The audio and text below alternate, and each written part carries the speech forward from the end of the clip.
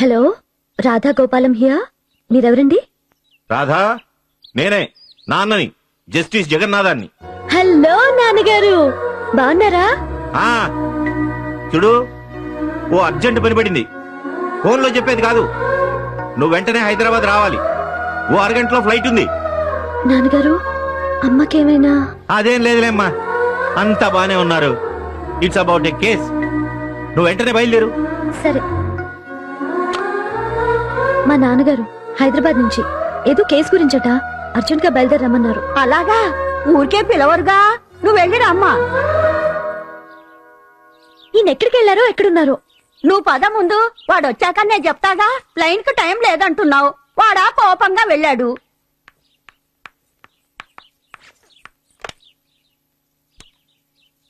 Hello, airport. Radha Radha, ఒక్క గుక్కెడు పాలు తాగెళ్ళమ్మా. వెళస్తా. ఏదైనా తాగి నిల్చొని వెళ్ళకూడదు, ఒక్క క్షణం కూర్చొని వెళ్ళు.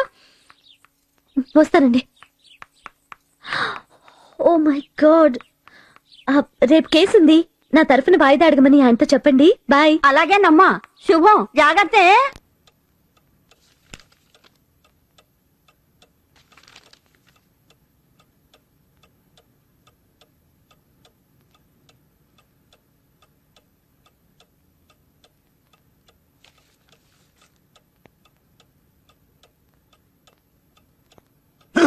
సౌండ్ పెట్టి అఘోరించండి, లేకపోతే టీవీ కట్టేయండి. నర్వస్ అయిపోతున్నాను. మీకు డిస్టర్బ్ కదా అని. డిస్టర్బ్ వెర్బు, క్రియ. డిస్టర్బెన్స్ అనాలి. నా ప్రాణానికి ఇంగ్లీష్ ఒకటి, తెలుగులో ఏడవండి చాలు. నాకు చిరాకు. ఈ సౌండ్ లేంటివి మరీ చిరాకు.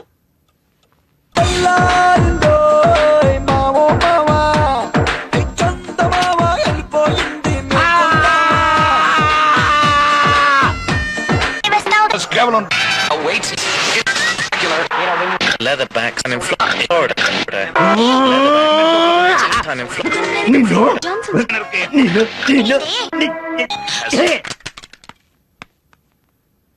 అతివృష్టి అనావృష్టిను. అమ్మా, నాన్నగారు. Sorry daddy. రాధా, రామ్మా. ఇదేనా రావటం? అబే, వచ్చి వారమైంది. తలుపెరకాలి దాక్కు. ఏమండోయ్, తమ రాగండి.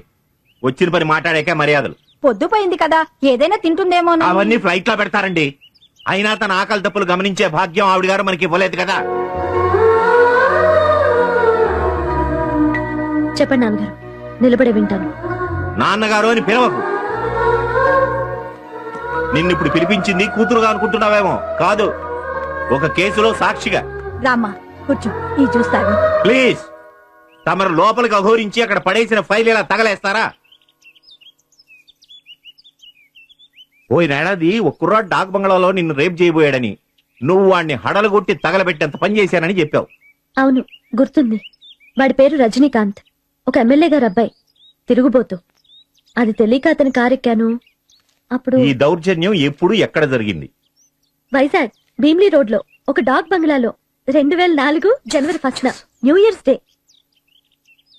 అదే రోజున రాజమండ్రి బొమ్మూరు దగ్గర ఒక తోటలో న్యూ ఇయర్స్ డే పార్టీలోనే ఒక హత్య జరిగింది. అది ఈ రజనీయే చేశాడని కేసు ఇప్పుడు నా కోర్టుకొచ్చింది. అలాగా? అయ్యయ్యో, అదే అతని మీద ఆరోపణ అయితే తప్పు. ఆ రోజు అతను వైజాగ్ లో ఉన్నాడు. నా మీద దౌర్జన్యం చేయబోడని చెప్తున్నానే.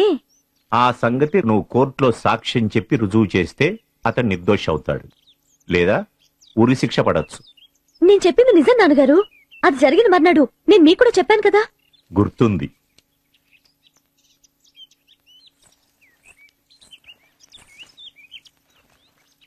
మొన్న విచారణలో ఆ కుర్రాడు నా పేరు నీ పేరు చెప్పి పిటిషన్ పెట్టుకున్నాడు. ఆనాడు తాను రాజమండ్రిలో లేనని, వైజాగ్ లో ఉన్నానని చెప్పాడు. అది తేల్చడానికే నిన్ను పిలిచాను.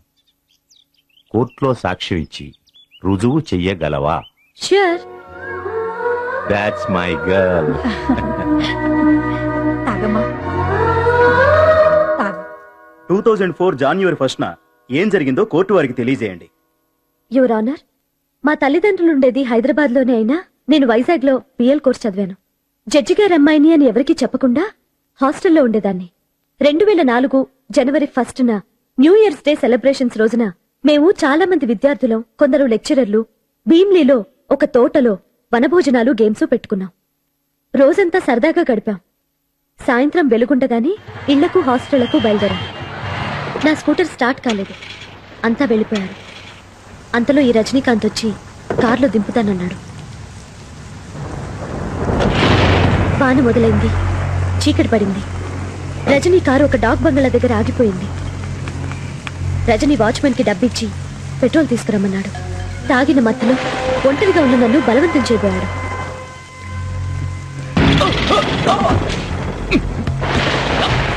అతన్ని గదిలోకి నెట్టి బయట గొళ్ళెం పెట్టాను. అంతలో పెట్రోల్ డబ్బాతో వాచ్మెన్ వచ్చాడు. అతని దగ్గరున్న డబ్బా లాక్కుని మూలనున్న బాల్చీలో పెట్రోల్ వంపాను. కిటికీలోంచి గదిలో పెట్రోల్ చల్లి కదిలితే నిప్పంటిస్తానని బెదిరించాను.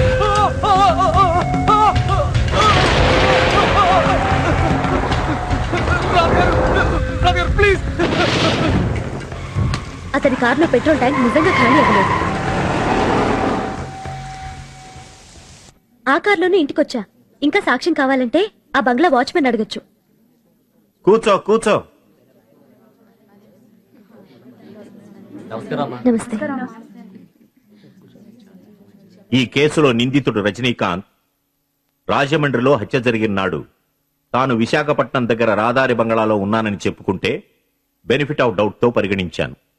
ఆనాడతను అక్కడ ఉన్నాడనడానికి సాక్ష్యం ఇచ్చిన శ్రీమతి రాధా గోపాలం, ఒక అసిస్టెంట్ పబ్లిక్ ప్రాసిక్యూటర్ గారి భార్య, స్వయానా లాయర్. ఆమె చెప్పిన సాక్ష్యాన్ని కోర్టు వారు నమ్ముతున్నారు. ఈ ముద్దాయి ఆనాడు చెయ్యబోయిన నేరమే ఈనాడు అతని పాలిట వరమై అతన్ని కాపాడింది. అందువలన ఈ రాజమండ్రి హత్య కేసులో అతను నిర్దోషి అని నిర్ధారణ అయినది.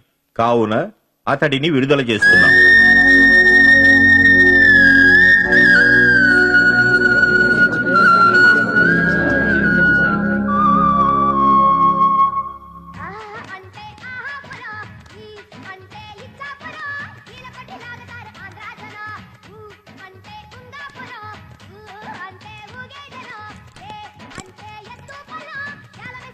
రాధా,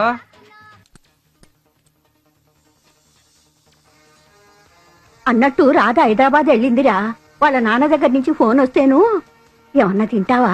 కాఫీ కాసివనా? ఏ అంత అర్జెంటుగా? ఎవరికన్నా బాగోలేదా? అంతా బాగానే ఉన్నారట. ఇంతకు ముందే ఫోన్ చేసింది. ఏదో కేసు అనుకుంటా. కాఫీ పట్టుకొస్తాను.